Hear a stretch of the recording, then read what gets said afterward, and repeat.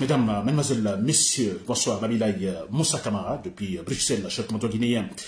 Très bien, alors, vous savez effectivement le thème de mon direct ce soir, chef commandant guinéen. Alors, je dis bien tous ensemble, alors combattons Mamadi Doumbouya pour une Guinée réellement démocratique. Tous ensemble, je dis bien, tous les Guinéens, sans considération ethnique, combattons Mamadi Doumbouya pour une Guinée réellement démocratique. Voilà, c'est le thème en fait de mon direct de ce soir, chers compatriotes guinéens. Vous le savez, nous sommes à un stade de notre processus de démocratisation, et disons un stade crucial, importantissime, chers compatriotes guinéens. C'est très important. Alors, j'insisterai beaucoup dans ce direct en disant, sans considération ethnique, il n'est pas question donc des ethnies. N'est-ce pas? Très bien. Voilà, pour les détails, chers compatriotes guinéens, vous le savez très bien que la transition de Mamadi Doumbouya donc prend fin donc bientôt, dans quelques heures, c'est vrai. Alors, nous savons tous les engagements en fait sont là. Un pays se fait respecter par la consistance de ses valeurs. La Guinée se fera respecter par, disons, le respect de ses engagements. La Guinée se fera unir, on parlera de l'unité guinéenne, c'est par la suite, disons, du respect, disons, de ses propres engagements. Ça, c'est important. La Guinée se fera respecter, la Guinée prospérera, il faut le dire ainsi, la Guinée atteindra ses objectifs, alors en ayant des dirigeants honnêtes, sérieux. C'est une évidence, chers compatriotes guinéens. C'est une évidence. Nous sommes témoins, nous vivons à l'extérieur. Moi, je vis à l'extérieur, ici en Belgique. Et quand on vit là, nous parlons de la Guinée parce que nous aimons notre pays. Mais s'il vous plaît, comme témoins, les Blancs, on dira les Blancs, ils sont ceci, ils sont cela, ou quelle intelligence, c'est pas quoi d'autre. Chers compatriotes guinéens, la base, c'est l'honnêteté, le sérieux. Le sérieux. Ce n'est pas, on dit, ah, ils sont intelligents. Non, écoutez, s'il vous plaît. La base de tout cela, c'est le sérieux. Quand on n'est pas sérieux, quand l'esprit est embrouillé, il ne peut pas réfléchir bien. Il ne peut pas donner de bonnes idées. Quand nous sommes embrouillés, vous avez votre enfant, n'est-ce pas? Alors, pour l'apprendre, parce qu'à l'école, les choses ne donnent pas bien concernant les notes, et vous, votre manière pour faire comprendre à cet enfant que non, il doit étudier, vous l'embrouillez, vous criez sur lui, vous le frappez, etc., etc. Pensez-vous que cet enfant pourra réfléchir bien? Il ne pourra pas. Il est sous pression, il est embrouillé. Et c'est la même chose, chers compatriotes guinéens. Nous nous comportons ainsi, nous sommes embrouillés. Tant que nous sommes embrouillés, on ne pourra pas travailler. On n'aura pas la paix également. Il n'y aura pas l'unité non plus. Tout doit commencer par ça. Et quand on parle de sérieux, on parle d'une politique stable. La politique doit être stable. Parce que sans cette politique, on ne peut pas la société. Et qui parle de politique parle des lois. Sans les lois, on ne peut pas parler de la société, s'il vous plaît. Mais c'est quand même incroyable. C'est cela. Ce n'est pas sorcier, s'il vous plaît. Très bien. Alors, voilà. Donc, vous l'avez compris, cette transition, malheureusement, alors, n'a pas été concluante comme nous le voulions, c'est vrai. Elle n'a pas été du tout effective. Donc, quand il était question de mettre les points sur les i, effectivement, de rectifier en fait la pagaille sémée par Alpha Condé, finalement, vous avez compris. Alors, on est parti de travers. Le pire a été fait. Le pire, s'il vous plaît. Et là, c'est pas étonnant parce qu'on a affaire à un groupe de gens au pouvoir qui n'ont pas la formation, qui n'ont pas l'intelligence. Et si vous remarquez, le président même, c'est un monsieur qui, en fait, était en Europe, alors qui a commencé par la vente, la consommation de la drogue. N'est-ce pas? Alors, on ne dit pas, bon, écoutez, parce que vous avez fumé de la drogue ou vous avez vendu de la drogue, que bon, écoutez, vous ne pouvez pas, en fait, gérer le pays.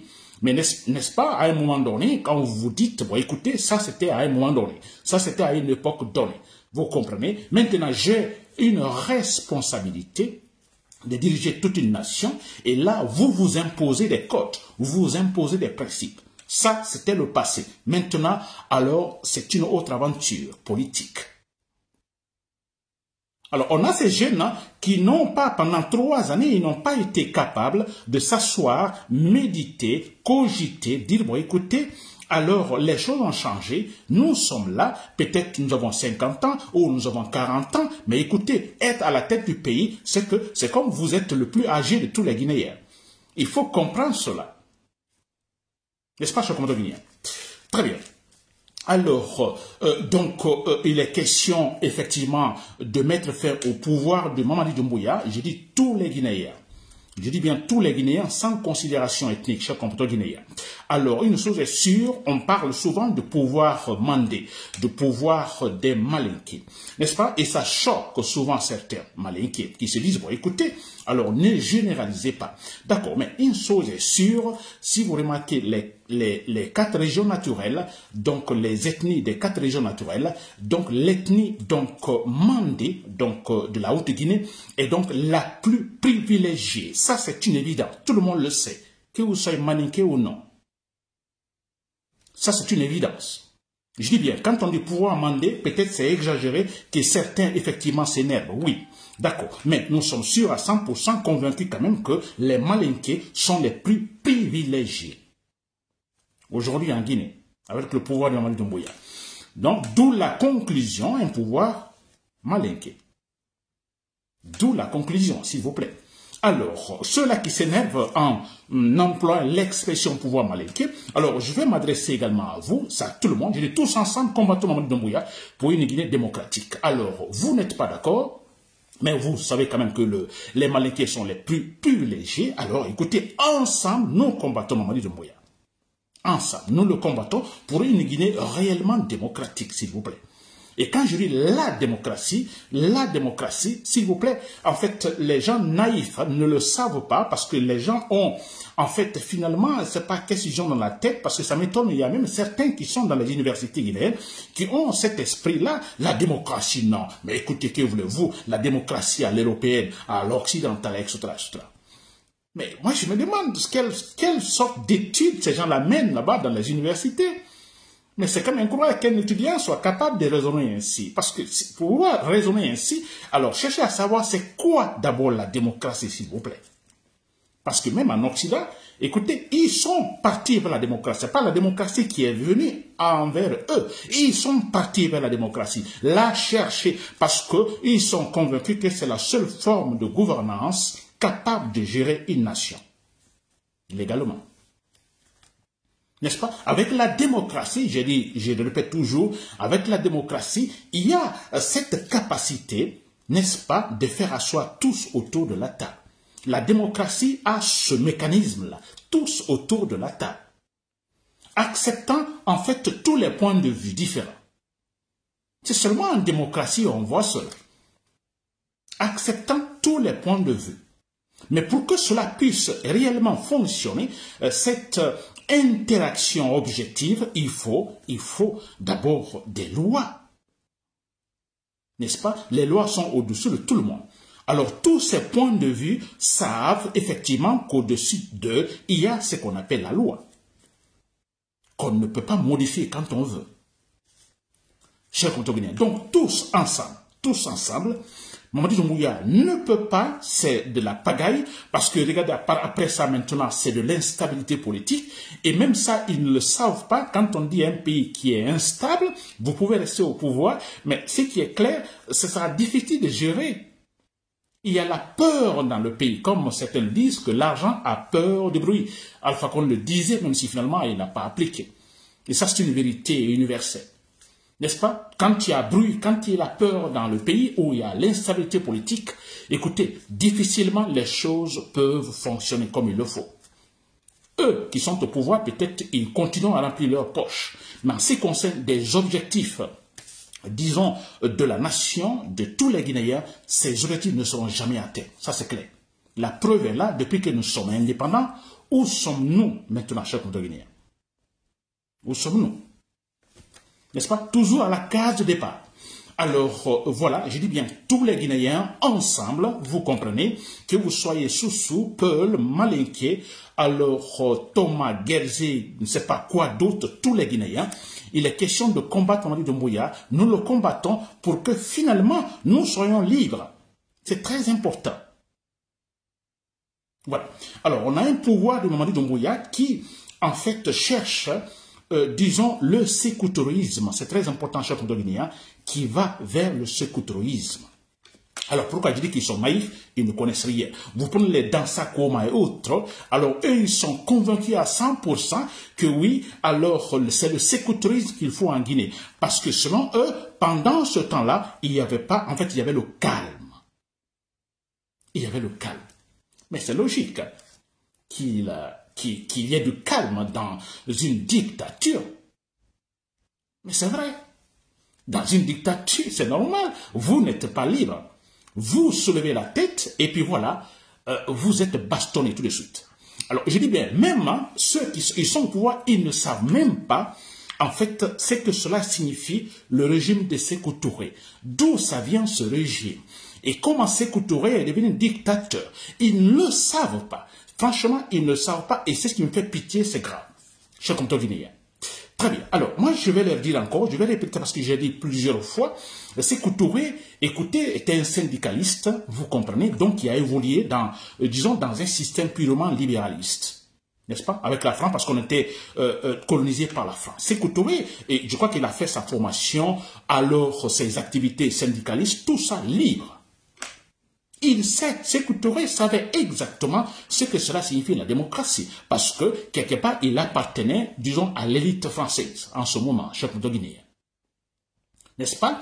Alors, et c'est vrai que, bon, écoutez, à un moment donné, on était colonisé, alors, vous savez tous comment cela s'est passé, la France, après la Deuxième Guerre mondiale, la leçon était là, alors, la France a demandé à ses colonies, bon, écoutez, alors, voilà, essayez de choisir. Vous voulez vous gérer vous-même ou bien, bon, écoutez, vous continuez à être, bon, une partie de la France, sous le protectorat français.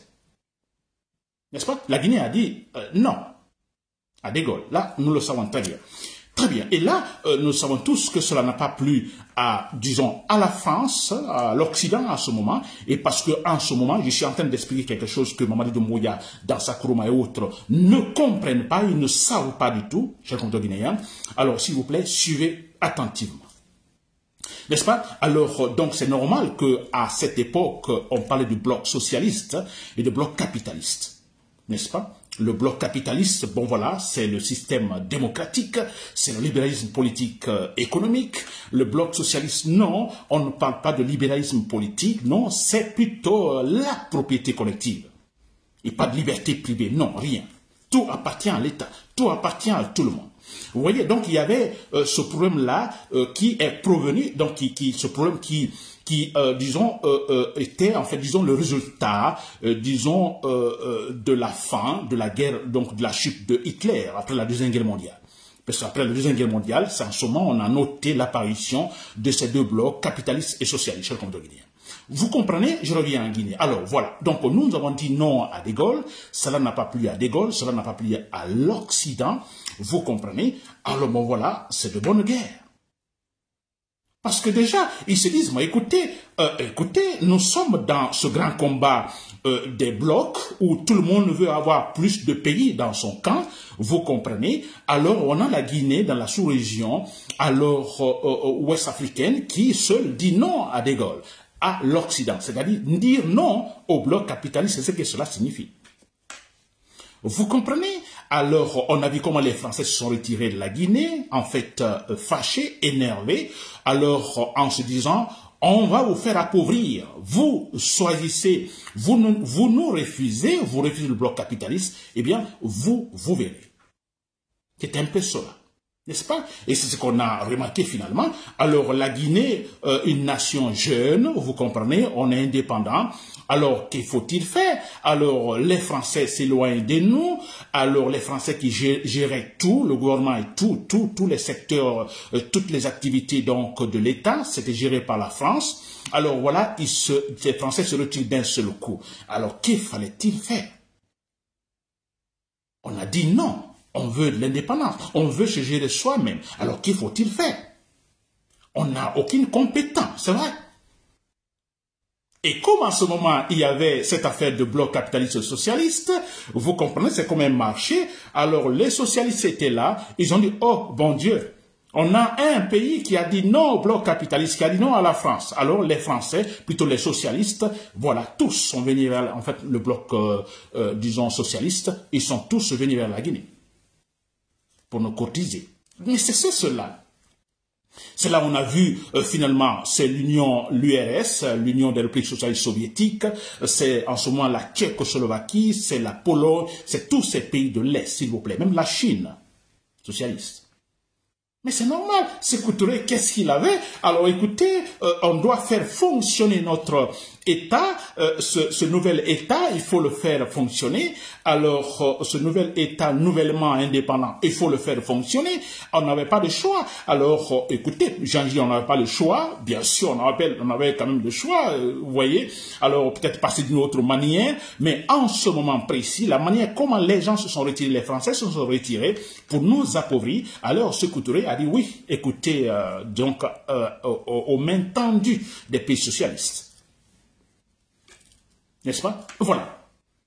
Donc on a reçu beaucoup d'aides de la part, disons, des pays socialistes, le palais du peuple. Écoutez, c'est l'argent, donc, c'est un don, disons, des pays socialistes.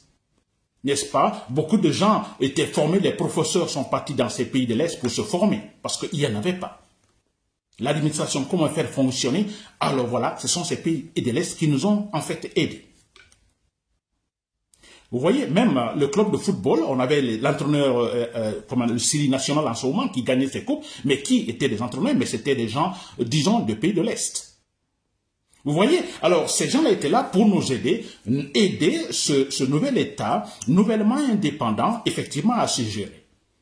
Vous comprenez? Et c'était pas tout. Le bloc capitaliste n'est pas content. En fait, les Français ne sont pas contents. Alors, il faut tout faire. Essayer. Alors, ils vont pas croiser les bras en disant, vous allez voir. Non. Mais ils vont agir, faire tout pour créer des difficultés, voire écarter Sékou Touré.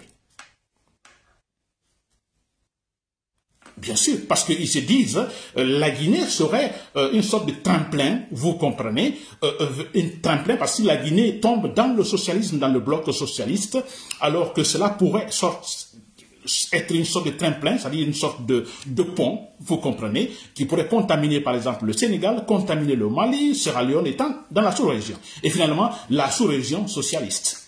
Alors, le bloc socialiste, le bloc capitaliste, donc, a donc son plan. Combattre Sékou Touré. N'est-ce pas? On a vu le cas de Patrice Lumumba qui avait une idée ainsi d'indépendance totale. Alors on a vu comment finalement il a été en fait tué, attrapé, tué avec l'aide des Occidentaux. N'est-ce pas? Très bien. Alors vous comprenez, donc on accepte la main tendue du bloc socialiste. Et le bloc socialiste c'est quoi? C'est, disons, la dictature. On ne parle pas de libéralisme politique, on ne parle pas de libéralisme économique.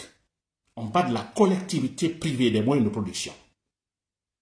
Et on a accepté cela. Alors, mais voilà, que faut-il faire? N'est-ce pas? Ceux-là qui nous aident, ils sont dans un système purement dictatorial. N'est-ce pas? Et il y avait pas mal de tentatives également d'empêcher Sékou Touré, n'est-ce pas, donc dans sa nouvelle fonction. Parce qu'on se dit, en éliminant Sékou Touré, bon voilà, la Guinée pourrait peut-être retourner au bloc capitaliste. N'est-ce pas? Alors, pour moi, si vous m'avez compris jusque-là, je ne vais pas rentrer dans tous les détails. Alors, pour moi, Sékou Touré, ça c'est mon analyse, hein, et ça c'est, je vous assure, c'est rationnel. Sékou Touré qui a, disons, appris tout dans le système capitaliste, le libéralisme, c'est un syndicaliste, c'est vrai, alors qui tout d'un coup tombe dans la dictature. Ça a été un choix volontaire de Sékou Touré de tomber dans la dictature? Est-ce un choix? Sékou Touré savait que le meilleur système politique, c'est la démocratie. Il le savait à 100%. Où allait-il se soigner? Ils partaient tous aux États-Unis. N'est-ce pas? Mais il était quelque part comme forcé, en fait, d'être dictateur. Donc, pour moi, c'était pas un choix volontaire. Même si on ne pardonne pas, une fois que vous êtes dictateur, on ne peut pas vous pardonner. N'est-ce pas? C'est un dictateur, il faut le combattre. Je suis contre Sékou Touré. N'est-ce pas? Mais est-ce un choix volontaire à ce moment? N'est-ce pas? Alors, il est un dictateur. Alors, quand on parle de dictature, d'abord, tous les moyens pour, d'abord, garantir son pouvoir. Il doit garantir son pouvoir. Et comme il doit garantir son pouvoir, nous connaissons les conséquences. Les opposants, beaucoup de Guinéens sont morts, emprisonnés, morts au Cambodge, par exemple. Les conséquences de la dictature. Alors, je dis bien, ces gens-là qui aujourd'hui disent qu'ils veulent aller vers le sécoutourisme, n'est-ce pas? Savent-ils réellement ce que cela signifie? Sont-ils au courant que Sékou Touré savait que le meilleur système politique, c'est la démocratie? Même si après on a vu de la propagande, mais au fond, Sékou Touré sait le meilleur système politique, c'est la démocratie, c'est le libéralisme politique et économique, il le sait. Mais on sait comment finalement il est rentré dans la dictature. N'est-ce pas? Très bien, chacun peut venir. Donc, j'en comprends. Ces gens-là sont-ils au courant de cela? Ils le savent-ils? Le savent-ils, s'il vous plaît? Alors, vous réveillez Sékou Touré aujourd'hui. N'est-ce pas? Réveillons-le, Sékou Touré. Et si on le réveillait, n'est-ce pas? Sékou Touré aujourd'hui, il vient voir l'état du monde actuel au XXIe siècle. Vous lui demandez de faire un choix entre le système politique, donc les systèmes politiques socialistes et capitalistes, ou démocratiques. Nous lui posons cette question. Pensez-vous que Sékou Touré aurait aura un cap, vous comprenez, donc vers le système socialiste? Maintenant qu'il n'y a plus cette pression, bloc socialiste, bloc capitaliste, etc., pensez-vous que Sékou Touré irait vers le système socialiste? Et surtout au XXIe siècle. Il ne le ferait pas. Je vous dis, il ne le ferait pas. Et comme il ne le ferait pas, alors moi je ne peux pas comprendre que des imbéciles aujourd'hui, et tout ce groupe, mais se battent pour aller vers ce système que Sékou Touré a accepté malgré lui. S'il vous plaît. Sékou Touré, où est-il décédé? Aux États-Unis. Mais si vous écoutez les discours de Sékou Touré, ce qu'il disait contre le capitalisme, contre les États-Unis, contre la France, contre le bloc capitaliste, mais vous dites, c'est impossible que ce monsieur puisse aller bénéficier d'un service de cette forme politique appelée capitaliste. Jamais. Il allait aux États-Unis, ses enfants aux États-Unis, les ministres qui étaient là, tous partaient se traiter soit donc des cours, des études aux États-Unis ou ailleurs. Parce qu'ils savent que c'est le meilleur système politique, de qualité également. N'est-ce pas? Très bien. Alors, je crois que vous m'avez compris. Ces gens-là, s'il vous plaît, les gens-là ne le savent pas.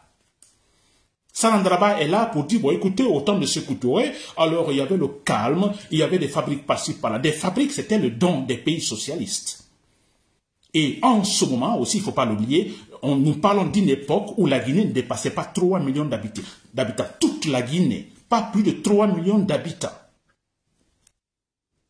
Et aujourd'hui, nous parlons de 15 millions d'habitants. Et ils me disent, oh, c'était facile de gérer, alors il n'y avait pas de bruit, il n'y avait pas de conflit ethnique par-ci, par-là. Mais c'est normal. C'est normal. D'abord, dans la dictature, n'est-ce pas? Vous êtes forcé à accepter ce que le dictateur dit, n'est-ce pas? Et la Guinée, c'était combien de millions d'habitants? Je dis pas plus de 3 millions d'habitants. Allez-y sur Google, vous verrez. La Guinée, je dis difficilement on dépasse les 3 millions d'habitants. Et quand il y a eu le référendum, la Guinée, c'était, je crois, quelque chose de 2 millions d'habitants. Le référendum face à Dégor.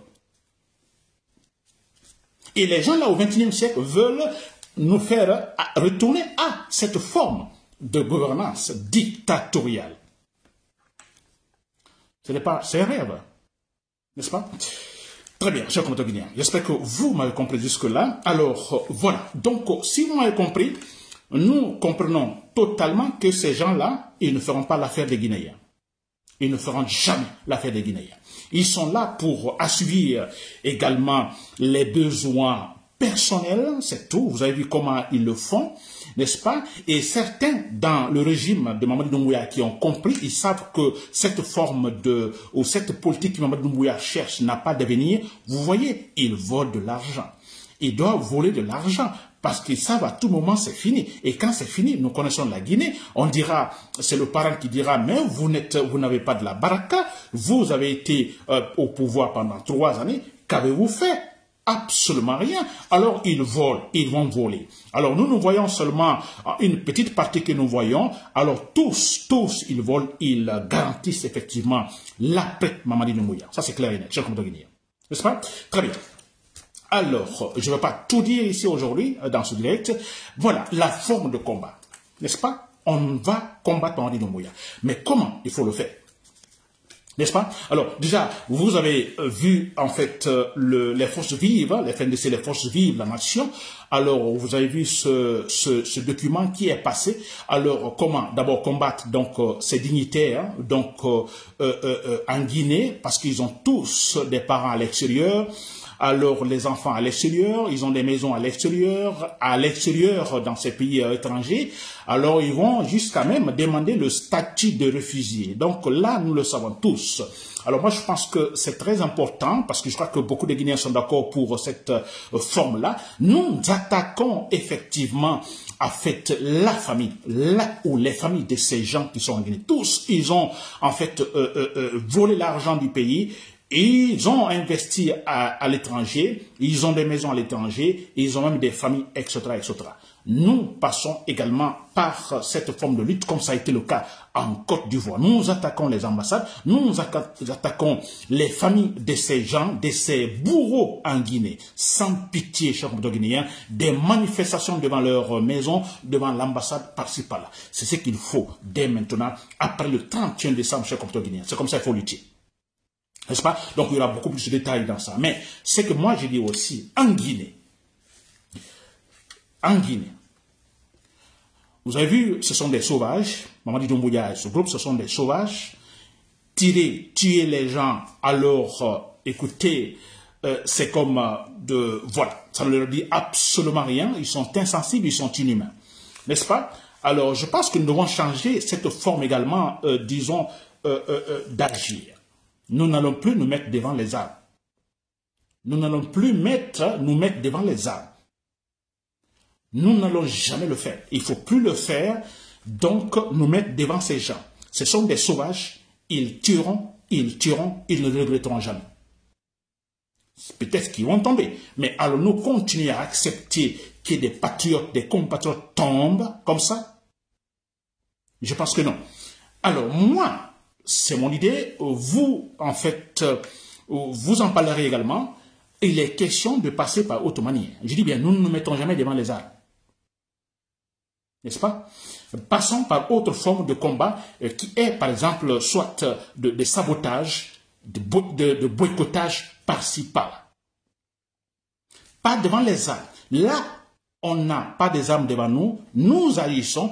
Personne ne nous voit, etc., etc. Nous agissons. Il faut créer l'instabilité chronique en Guinée. Il est question de tout saboter, de tout boycotter en Guinée. Nous savons où ils logent, ces gens.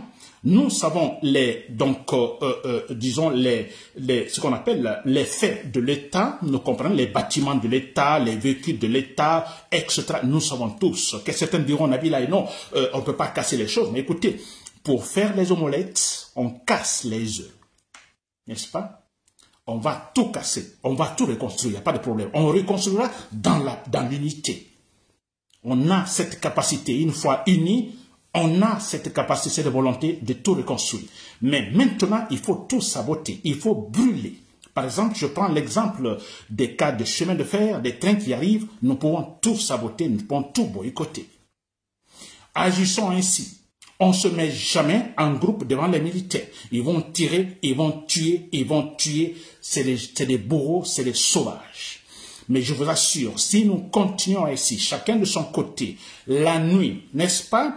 Ou voilà, nous agissons ainsi, nous brûlons demain, aujourd'hui, il y a le feu à tel bâtiment, n'est-ce pas, de l'administration ou d'un administrateur, alors ils vont aller pour éteindre, demain il y a un autre foyer, après demain c'est un autre par-ci, par-là, vous verrez, chers compatriotes guinéens, je dis bien, ça c'est notre part, étant des civils, des patriotes.